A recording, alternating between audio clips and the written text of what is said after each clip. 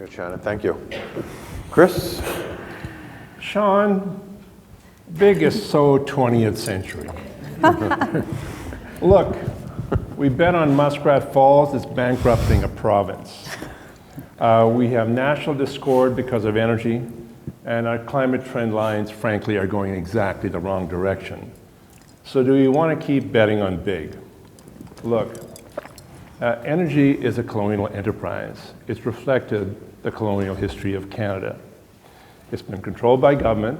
It's been delivered by large utilities in the electric sector, large companies in the hydrocarbon sector, and controlled by large corporations. Is that really the 21st century? I don't think so.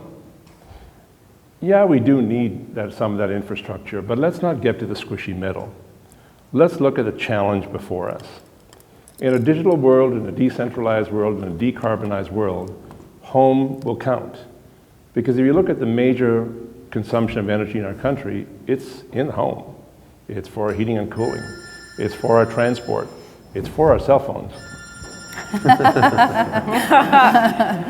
And in fact, what we're moving to is an electricity system that is more integrated, where electricity, transport, heating, and cooling needs are going to be combined, and technology offers us options. If we bet on big alone, our country will fail in energy transition, it will fail in terms of climate action, and will fail to realize the dividend of energy prosperity in the 21st century. But let me recast what home is or small is. I don't look at it as small being small, I look at it being impactful. And in that regard, I think we have to look at the sense of how aggregation and scalability of energy in the future really has impact. If you look at Indigenous communities, they own almost 200 medium to large size projects in part or whole across the country. They own almost 3,000 smaller projects. It's their participation as small players in the energy economy that is in fact making them major players in Canada's energy future. One of the major challenges of energy has been, in terms of our energy changes, has been how society and social license works. If you look around the world, if you look at Iran, where there are demonstrations, concerns about energy price, Chile, energy and transport, what people have concern about today, all people, is not being involved in the energy system that's there. They don't want to be passive consumers of energy. They want to be included in the decision making and in fact maybe even the delivery and the generation of energy. This is about equity, not inequity. When people see that they participate with the energy system, they understand trade-offs.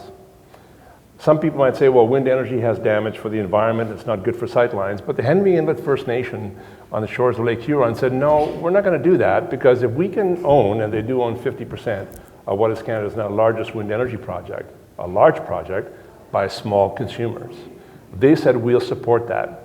So we have to look at the first case of this being an issue of energy co-creation, collaboration, and cooperation. You know, one of the things that we've learned in Indigenous Clean Energy with our training program 2020 Catalyst is that when you train people and equip people in Indigenous communities to be part of the future, then they can understand how they can shape that because they are small players involved with a new energy system. In addition, what we have with small is inclusion, and we're talking about a new form of energy capitalism. Not a colonial capitalism, a collaborative capitalism. And ecological integrity is a part of that.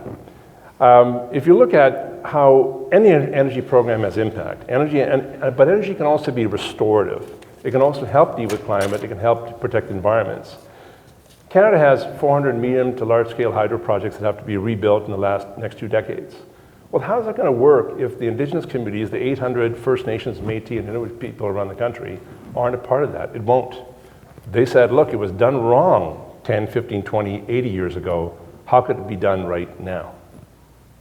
My partner, Tanya, has made a great case for stopping energy waste. Well, how do we stop energy waste at the home? It's about conservation at the home level, at the condo level, at the municipal level. Well, that's not large.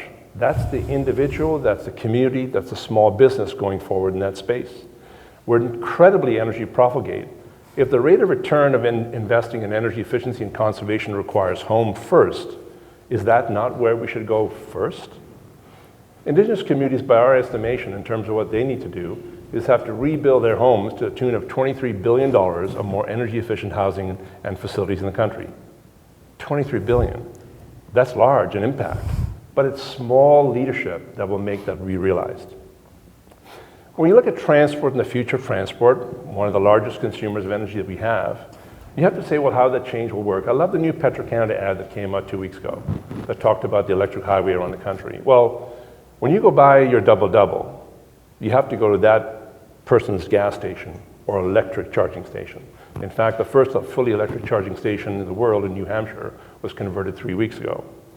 That's small again. It's the small owner, it's the small licensee working with a larger company that in fact will build the transportation infrastructure for the electrification future. We have diverse supply and demand, and the energy market is changing faster than people think. Someone asked me, he said, Chris, where's the big market? I said, it's all behind the meter. It's not in the energy system. It's Walmart, Costco, it's a hospital, it's a municipality deciding to say, look, we can buy solar power cheaper than the grid, and we'll use it when the sun's shining, and when not, we'll buy it from the grid. You need both. But the reality is, the energy market is changing because there's diverse supply and demand. And it's changing because of technology. And there's just one word to know. Storage, storage, storage. Once you change the paradigm of storage, the electricity system changes.